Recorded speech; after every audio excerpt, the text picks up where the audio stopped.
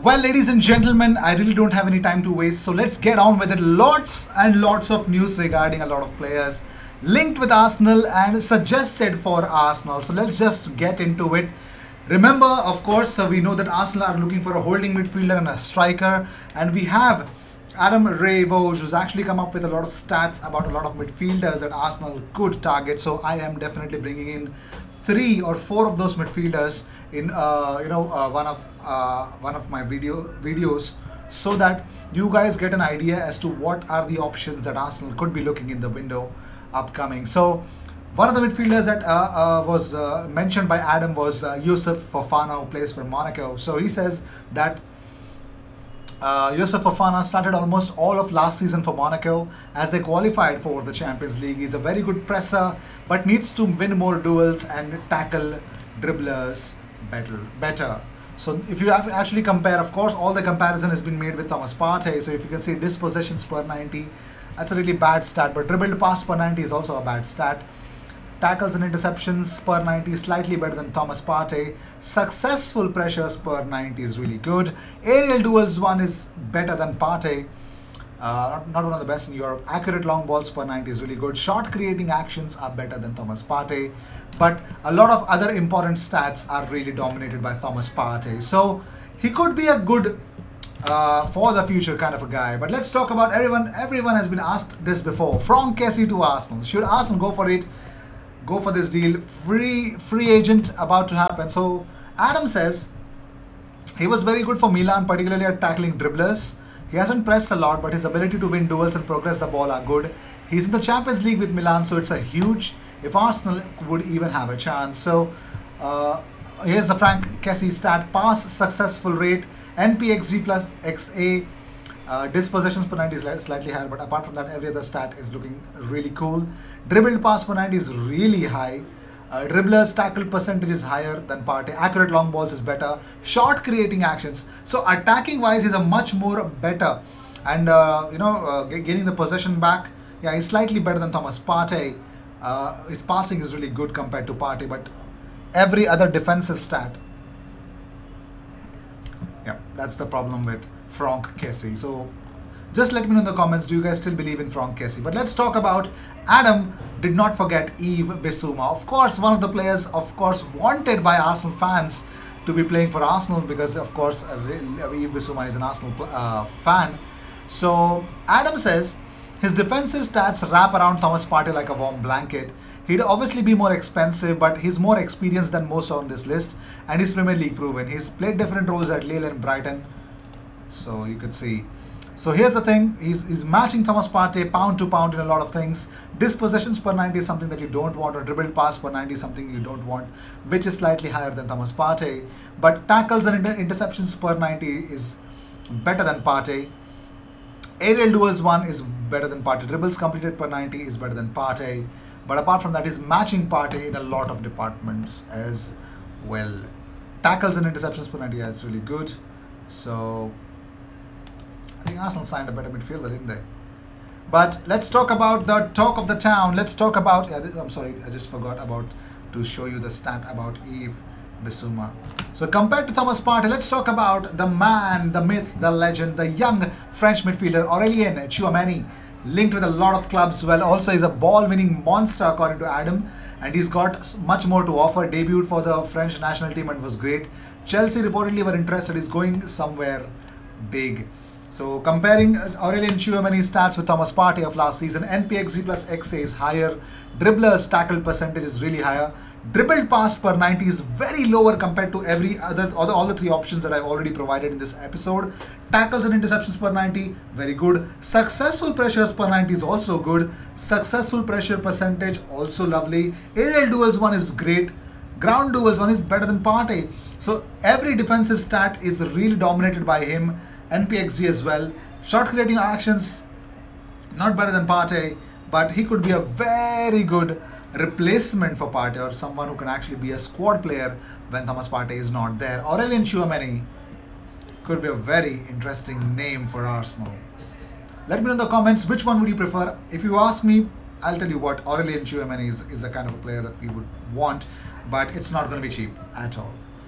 Moving on, so it looks like Arsenal will still be open for offers for Xhaka come January, and Roma are still interested to bring him to their club.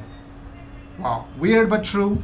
If Arsenal have already protected the amount, the price tag, let's see how much are they going to hold on to for Granit Xhaka. Moving on, Josh Kroenke, after Arsenal hired Arteta, said, when Mikel and I sat down one-on-one to talk about him coming to Arsenal, he walked me through the things that he'd seen on the pitch, took me through several things he would like to implement from a coaching standpoint, but really what we spoke about was club culture and setting a new tone. It's going to take some time. We've got a long road ahead of us, but the culture is changing. Is this an old quote or something like that? But I don't know. I mean, maybe. But moving on, Rio Ferdinand thinks Arsenal can jump up higher into the Premier League table if Pierre-Emerick Aubameyang can keep firing. So Ferdinand says, the biggest thing for you guys is that Aubameyang scored, your talisman. If he plays well and scored goals, Arsenal will jump up the league. Since he signed his new deal, he's struggled for form, he's struggled for goals, he's got that goal now. So let's see you boys start motoring, because as much as we take the mick out of you, I do like to see Arsenal do well. I have got to be honest. Let's see how things will turn out to be in the upcoming games in the Premier League. But former Arsenal transfer target Christopher Nkunku scores Champions League hat-trick against Manchester City. They lost 6-3 to Manchester City, but RB Leipzig's talisman really had a hat-trick to his name. Unai Emery, well, he was the one who really wanted Christopher Nkunku to come to Arsenal, didn't he?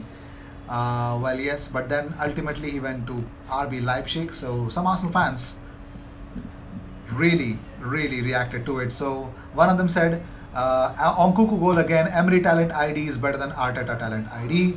Another one said, lest we forget, Emery wanted to buy Nkunku and Zaha for Arsenal. Another one said, if only Emery had gotten Nkunku for Arsenal when he wanted him. Instead, we spent money on Pepe. Another one said, Emery wanted Christopher Nkunku. Arsenal refused to give him 15 million, so he went for Denis Suarez. Another one said, Arsenal wanted Nkunku and were so close at one point, and with a crying emoji. Another one said, I think we should have signed Nkunku instead of Denis Suarez. So great to see that people are recognizing what Emery was supposed to do at Arsenal, what he was trying to do at Arsenal.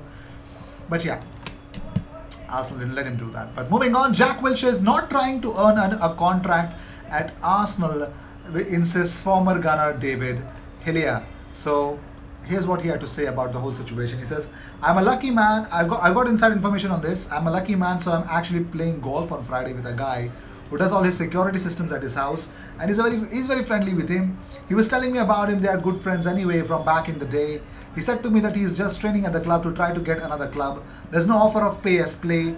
He hasn't even spoken to anyone at the club. He's happy to take a championship club and just get back into football. He just wants to play. He wants to get fit. And he certainly does not want to be someone who goes back to the club and just fizzes out at Arsenal. I know that for sure. That was said in the conversation. So Jack Wilshere is actually looking for to just train with Arsenal and not to get a pay as you play contract or something like that weird stuff.